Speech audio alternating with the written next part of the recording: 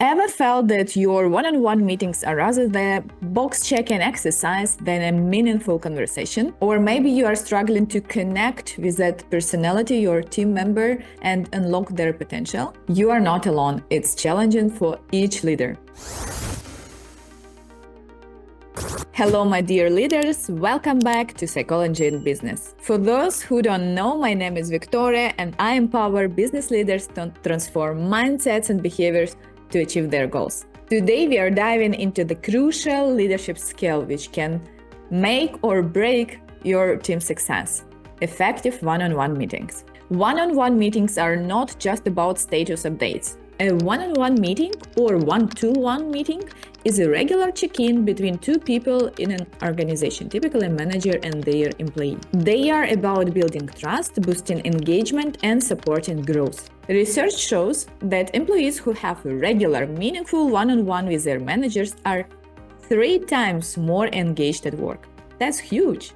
So let me motivate you to conduct one-on-ones regularly. So, benefits of one-on-one meetings. First, build trust and connection between you and the employee so that they can share with you something they don't want to share within the team on your retrospective meetings or other discussions. This is a safe place for them to share, as well as for you to give the feedback. Second is boost engagement and motivation. Employees who feel heard and supported are more engaged, more motivated, more willing to share something important and to change, to bring ideas into life and to basically work more effectively. Number 3, provide timely support and guidance. If you make your exchanges regularly, every week for example, you can notice obstacles and potential issues in advance and mitigate them early. So you can support and propose any help, resources, mentorship, leadership, time, materials, and so on for a person to accomplish what they want and need. Next is align on goals and priorities so that your vision of the project development, of the whole company development, is aligned with this particular employee. That employee knows that their work contributes to the huge scale. It benefits for the whole company. Next is accelerate professional development. These meetings create opportunities to discuss the potential growth, specific tasks to achieve this growth, and development plans and skill building. Next one is foster continuous feedback, which is crucial in people management. Feedback is both sides. It's giving and receiving the feedback, and it's important to do it as early as possible and regularly.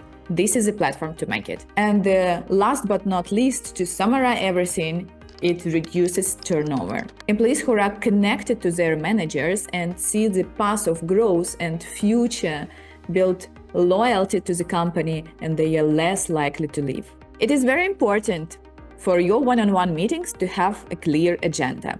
This agenda should be written in your calendar invite, and of course you have it, right? I propose my agenda template, and you will customize it for your needs. So you put the regular agenda, but then for each specific meeting, you will have the special topics to discuss. And also you will use more time for this or another point, depending on what's going on in the project and with the person. So the agenda template. We start, of course, with a personal check-in. How was it? How are you feeling? How are you doing? How was your vacation? How is upcoming vacation? Is everything planned? So just human being connection to set up the needed rapport. Next one is progress and wins. So what was accomplished since we last discussed, what was done, and for leaders of leaders, when you are leading the person who is leading the team, then we discuss not only their personal achievements, well-conducted meeting or anything else, but also the accomplishments for the team itself. Anything which we can highlight and celebrate. Next, we go to challenges and roadblocks. What's been challenging for you lately? Where do you need support, resources, or guidance? And for leaders of leaders, what is challenging for the team and how can we make together the life of the team easier? Then next, we go to priorities and goals. So we discussed the past, now we are moving to the future. Which upcoming milestones, important occasions we are going to have next week or next 2 weeks or the next month? What should be prepared for that? How can I assist you? How can I help? Or if you delegate something to the person, which resources, which support the person would need to accomplish what you just delegated. The next point is the development for this person. We hope that you have set up goals for this person. So development plan. And therefore you can check how the person is moving compared to the initial plan, with the trainings, with some work achievements and so on, technical skills and soft skills. In addition to that development plan, you can also ask which additional trainings do you want to attend, which certification to pass, what else do you want to build to make stronger, to develop in you. As well as you give your feedback, your vision, how this person can grow. And of course, as always, you ask how you personally can support the person in this development way. And the last point is wrap up and next steps. So you're wrapping up, summarizing the whole meeting, the whole discussion, and write down the action items after your conversation, who should do what till when, as always with deadlines, to schedule additional mentor calls or to come to the specific event meeting or to help with a specific presentation, or any kind of support they might need and you discussed and agreed, make it also an action item. So those action items should be not only for them, but also for you, for both sides, for everyone. If you're ready to transform your one-on-one meetings from awkward catch-ups to the powerful leadership tool, I would love to help. As a leader for leaders, team leaders, product leaders, company leaders, I have many years of experience in technical companies, including BMW.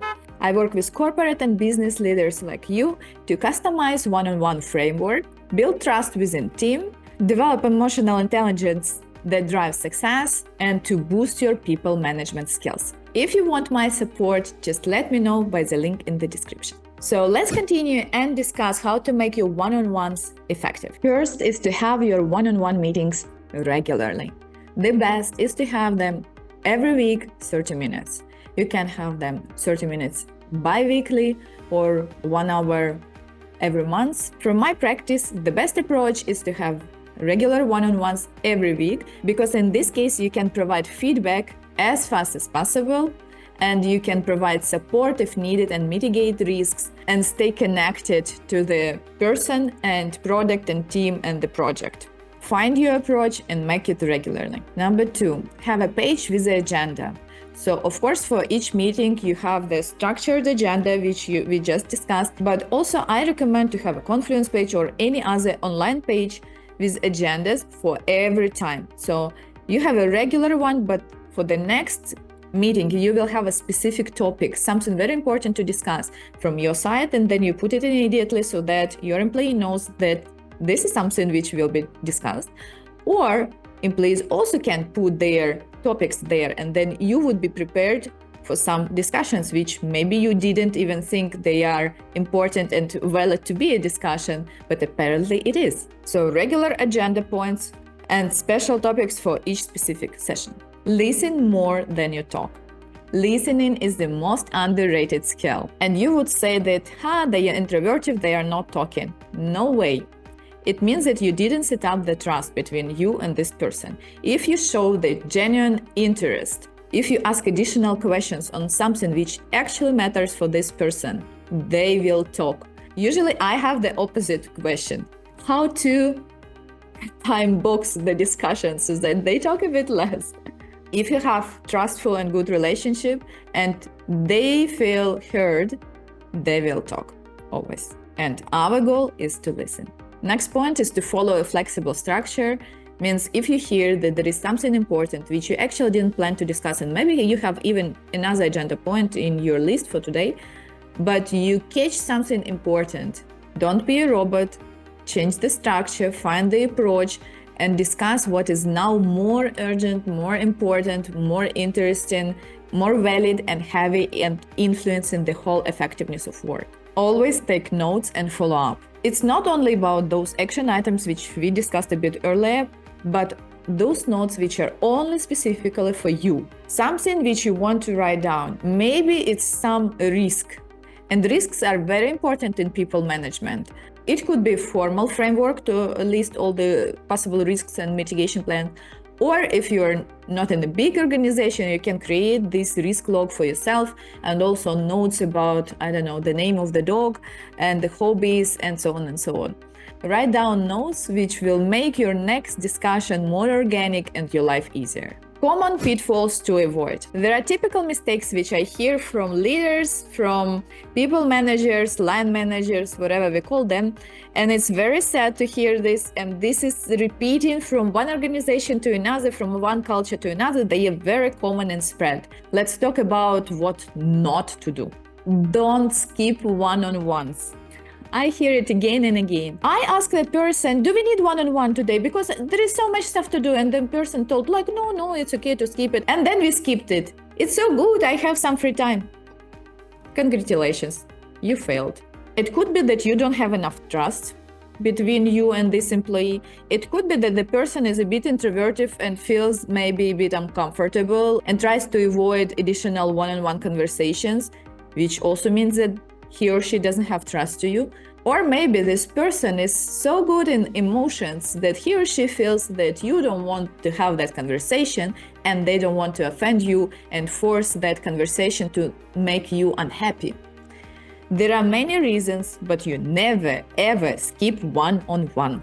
And by the way, make them regularly at the same time and the same place, so that there is continuation and feeling of stability for this person. Don't hijack your one-on-one meeting for another purpose. For example, you need to prepare the presentation or the report for the next day or anything else, and you're like, let's use this half an hour slot to make this presentation, report, anything. Well, if it's super burning, like one exception in a year, okay, make it. But when you do it regularly, then it doesn't make any sense. You don't check in on the personal mood, about their development, about anything about them. You are just fixing the urgent stuff. It doesn't help. The purpose of one-on-one is different, is to get to know the person, their development, their past and future, to build the vision, to motivate, to support, and so on. And not to build that presentation. If you don't have time to build that presentation, it's your poor time management skills. Next point is don't dominate in a conversation. It's not your monologue, it's not a lecture, it's a mutual discussion. And if you make your feedback very rough and one-sided, it's wrong. If you need more insights on feedback techniques and how to make it effectively, you can watch my another video by the link here or in the description. Don't treat your one-on-one as a performance review. We are not judging. We are not saying, yeah, you are improving or not good enough. You're not a teacher there to give the evaluation, or it's not exam every week or something. This will break the whole idea of one-on-one, yeah? Because then person would have the feeling of stress, like it's an exam every week, and imagine how much pressure it gives. So save the formal evaluation for the formal occasion, which you have every half a year or every year, like a performance appraisal. And this one-on-one use with the purpose which we discussed. Provide support, feedback, vision for future, and motivation. You are there for them. Want to take your leadership skills for another level? Check the link in the description, connect with me, and we will find out the best format to work together. Let's together build a culture where every conversation counts. Don't forget to like this video if you found it helpful. Subscribe for more insights on leadership and psychology in business, and don't forget to subscribe, hit that notification bell to not miss the next episode. Thank you for watching and see you next time. Bye bye.